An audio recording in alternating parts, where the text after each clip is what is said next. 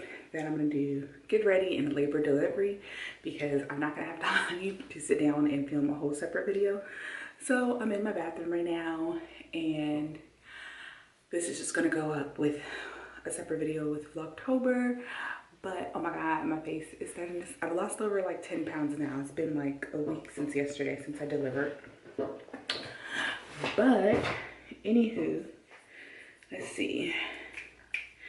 I'm getting ready for Julius newborn pictures, even though he doesn't even look like a newborn anymore, so we're gonna see how that goes. But anywho, so I went into labor on October 2nd. I was actually at work and I was timing them, and the app that I was using, I believe, is called Full Term, and that one like measures your not measures, but it does your times. I'm looking for my timer, and I need like this fast cut, even though I have like maybe an hour. I still need to do this quickly.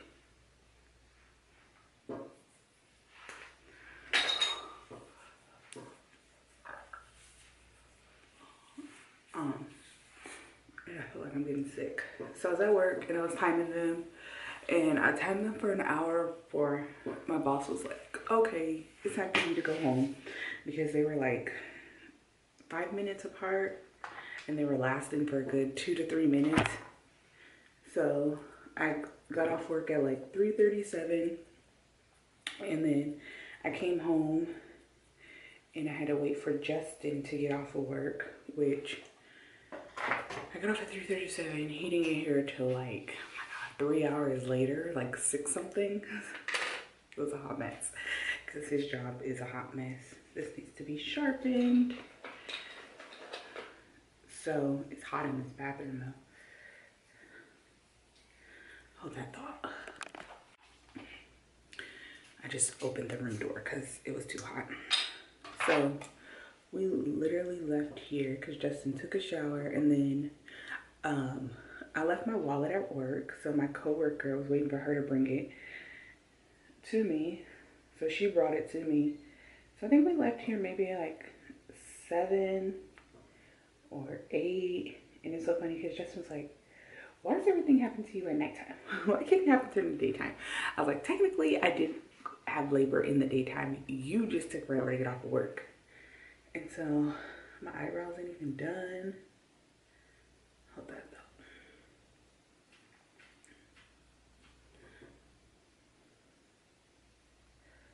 I'm not even trying to be too professional with them in a way.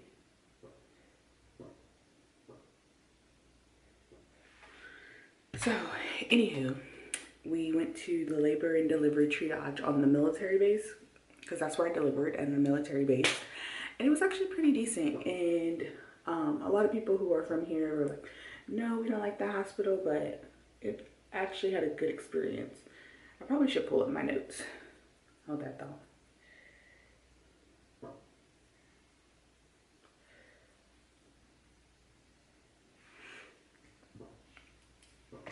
Because I wrote it all down while I was in the hospital.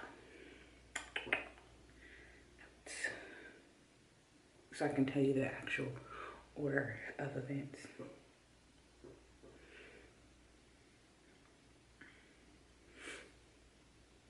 Okay. So we get to the thing, and of course when you go to labor and triage, they always want to check the baby to make sure that he's all good. But I was like, can't you just check my cervix? Because last week I was 1 centimeter, and I just want to see, you know, if I've dilated anymore. So of course they checked, and the nurse who did it, because it was a training facility hospital, which I didn't even know, but the nurse who did it couldn't get to the cervix, and I was like, oh my god, seriously? And so then she called the doctor in, and I was like, well, this is how my OBGYN did it when I went to my appointment, so this is how y'all need to do it, because y'all hurting me. And so She checked my cervix and I was still only 1 centimeter dilated. So then they checked me because, which one am I using? I don't even know what color I am anymore. They monitored me and the baby, and so when they came back in the room, hold on. So they came back in the room and they were like, I was like, so they came back and I was like, we get to go home? And they were like, no, we're actually going to admit you because when you're having your contractions, the baby's heartbeat keeps dropping. And I was like, oh my God. So they were like, we're gonna do an induced labor. So I was induced. And I was like, why? So then I was sitting there and I was like, about to start crying because everything's about to change. And then Justin was like, can't back out now. Can't back out now. And I'm like, shut up, Justin. You are so annoying right now. Like, I will fight you. And so, oh, my nose keeps running. I think because I washed my hair last night and the AC was on. So they came in, they hooked up the IVs. Then I still waited in the labor delivery. And then they finally transferred me to the room that I would be delivering in, which was a very, very lovely room, by the way. And so, oh crap, too much. My goal was to go natural, but since I was hooked up, so they hooked me up, they did the IVs for the fluid, the baby monitoring and all that. So since they had all that stuff hooked up, I wasn't able to move. The only time I was able to get up and move is when I had to go to the bathroom. So I was doing all that laboring in a bed, which was so uncomfortable because like once I stood up, it felt amazing to do. So then when they induced me, of course they gave me the Pitocin, and of course I've done like all my research and stuff. So I was like, I don't know how I feel about the Pitocin because isn't that what makes the baby go crazy? And so the doctor came in and she was like, well, we're only going to give you this much Pitocin. And the thing about the Pitocin is we can turn it off anytime and we can give it to you little at a time so that nothing, you know, goes crazy or happens. Because my biggest thing is I'm trying to prevent not having a C-section because I just didn't want that. So, oh my God. And then they used like this little,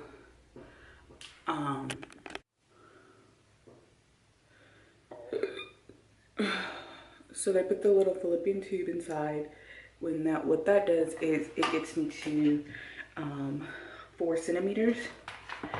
So, we need to move fast. Do I want to use this one or do I want to use this one?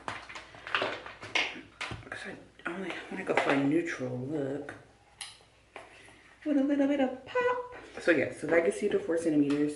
And then by that time, I was like in so much pain. So they give you something else. It's not an epidural, but something else they could put in the IV, and that helps you like sleep through the night and get through the night and stuff. So I had them do that, and then they were definitely pushing that epidural because I wanted some of the other stuff again, and they're like, no, but you can get the epidural, which eventually I did end up doing just because, like I said, I was not able to move around, and that pain was painful.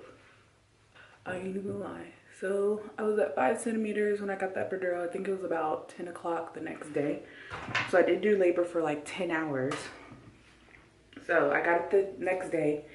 And when I tell y'all, I was feeling good. It was amazing. I just want y'all to know that. Like, oh my God. It was like the best thing ever. So, had the epidural route. Baby's heartbeat was still going up and down, up and down. So then they brought me an oxygen tank because I've always had low, what's it, blood pressure? Yes, I've always had low blood pressure within the 100, between 100, 110 range, but it was like at like 80 over something. So they brought me like a little oxygen tank, to breathe and help baby, and they kept having me turn back and forth because what was happening was, depending on the side I was laying on, his heartbeat kept dropping and going up. So they brought that, and then my mother-in-law had arrived that morning, so it was me, her, and Justin in the room. So then around, okay, so then around, like, I think 7, they checked me again. I was like, because they check you every 4 hours, because by that time they've already broken my water. And it was so funny because she was like, oh, it's not gonna be like the movies, how it gushes all over the place. Bruh, that water, she popped my water and it went all over. It was like all on her arm. She was like, oh my god, this is a lot. So then I was only like 6 centimeters dilated by then. So then so then Justin decided, because like I said, he didn't pack no bag, y'all. So he went home. He came home to shower, and then his mom hadn't eaten all day, and of course I was hungry since the night before because I ate dinner, but that was just dinner. I was, once I got a minute, they wasn't letting me have anything but ice. So I wanted some Thai. His mom wanted Thai, so he went to get Thai, and of course I knew I couldn't eat it until after I delivered, but it was the simple fact of knowing that I had Thai food. So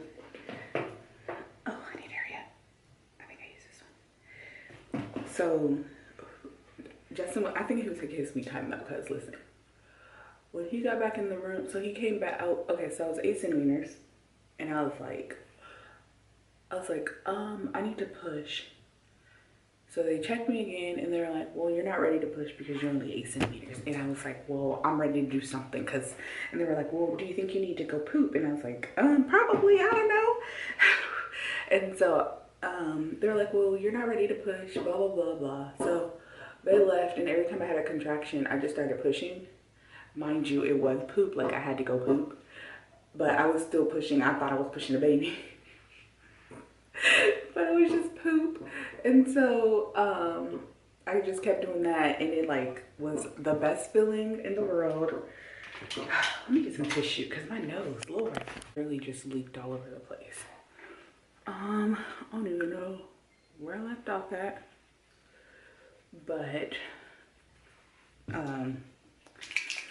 yeah, so Justin went back home, took a shower. He was gone for like 2 hours, y'all. Got food, all that fun stuff. And so I was like, I don't know if you're about to miss this birth, but I was like, I gotta push. So then they finally came back in the room again and was checking me, and they're like, oh, yep, she's ready. Now what? The black eyeliner is coming through my nose. Yeah, so they were like, oh, she's ready. So then I began pushing process. Justin was not there yet. And I was like, oh my God. So his mom, I was in the group chat, but I didn't look at the messages until after, because like I said, when you're in labor, that is some serious business. And she was like texting him, where are you? She's at 10. So the funniest thing is Justin walked in and he had like food and drinks and all this stuff.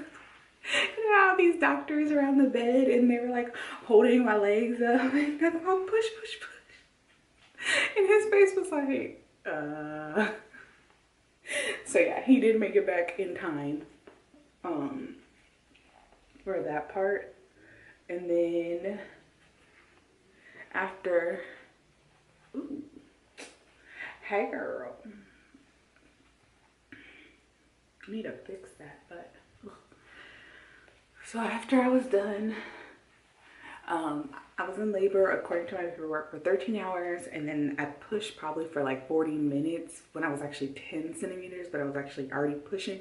So I did poop and everything, and so after that they transferred us over to the recovery room because it's different from the labor room. And the nurses that we had, they were all right, but at the same time I'm like, so, and this is why I say that, because I had to go to the bathroom. So I had that epidural. If you had that epidural, or you know about that epidural, you know it like numbs your bottom half or whatever. And so thinking of that, I did rip the second degree tear. I teared the second degree tear, which I was happy for because I didn't want anything more than that. Because let's see, ain't nobody got time for that. So yeah, so I did tear, and they were like, yeah, I was like push, push, push, push, push. And it's like, and so, and I still had the oxygen mask on actually. And I took that sucker off, and the lady was like, oh, do you think you want to put that back on? And I was like, no, I want this child out of me right now. So yes, when those shoulders come out, oh my God, best feeling ever, guys, because it just feel like the thing out of you is finally gone. Like, it's kind of like being constipated and then you finally get to go take a dump, for people who've never had kids before. I can compare it to that. That's the feeling. But anywho, back to the recovery room. So I get to the recovery room, and of course I had the epidural. So my right leg is functioning, my left leg is functioning, but the thigh part is still numb, so I couldn't really walk. And so I was like, oh, I gotta pee, but they didn't want to help me. They were like, oh, you better use a pan, the pan things that they put, a bedpan. Yes.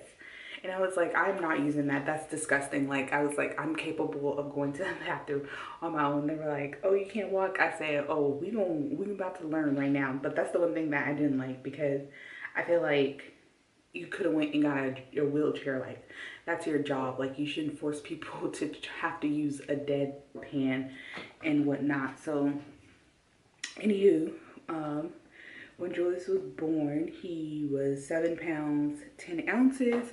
And then also I tried doing the breastfeeding, but of course I've had a breast reduction, but plus I also have flat nipples. So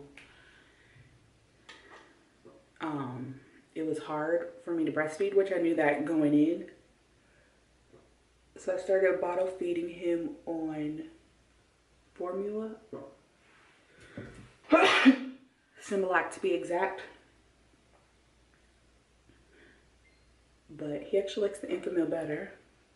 And then my milk just started coming in, so I got a breast pump. So I've been trying to like get the colostrum out. I don't know how you say that word, y'all. Whatever. Get that out. But, oh, you know what? Gold. That seems not to, I don't know. We'll see. And then, what else?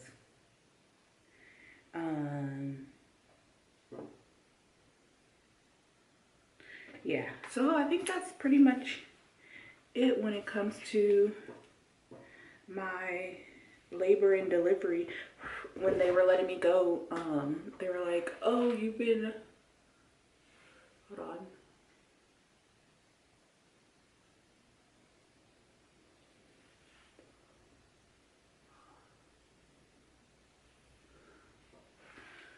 Make it work, make it work. They're like, you've been our easiest patient. Then they tried it, and was like, oh, we're gonna keep you because we didn't realize that you were O positive and your child is B positive, because I guess they already checked his checked him for jaundice. And I was like, oh no, we about to leave this place, because it was starting to feel very depressing in there. So they did end up letting us leave. I feel like I haven't done makeup in a long time. I'm like disoriented. I don't even know what the heck I'm doing. Hotmess.com. So yeah, they did end up letting us leave. So we was there for 2 days, which was depressing. The food was not all that great. So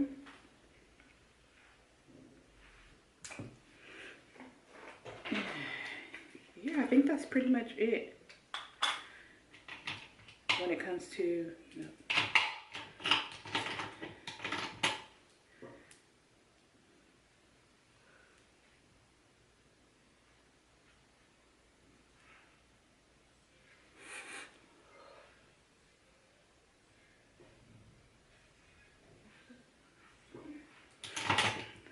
my labor and delivery.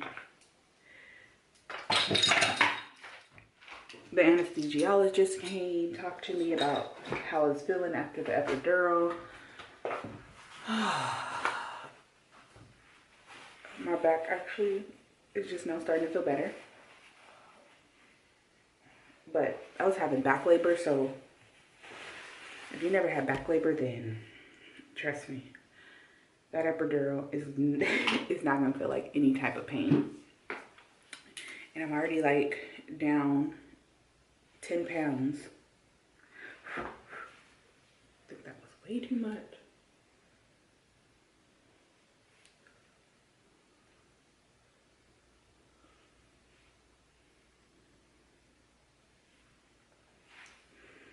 Which I'm happy for. But yeah, I feel like that's it. I'll double check my notes again. Make sure I talked to, yep, induced labor, heartbeat up and down, epidural, him being born. I talked about breastfeeding, why I can't do it, or I'm expressing milk, but it's coming out slowly now. They did say that if it doesn't come out, then I can dry them up because it can cause infections on the inside. I got the 2nd degree tearing. Yep, that's pretty much it. So I hope I covered everything. I hope this was somewhat interesting. Julius is in there with his father while I'm getting dressed. And now I'm about to let him come in here and do his thing.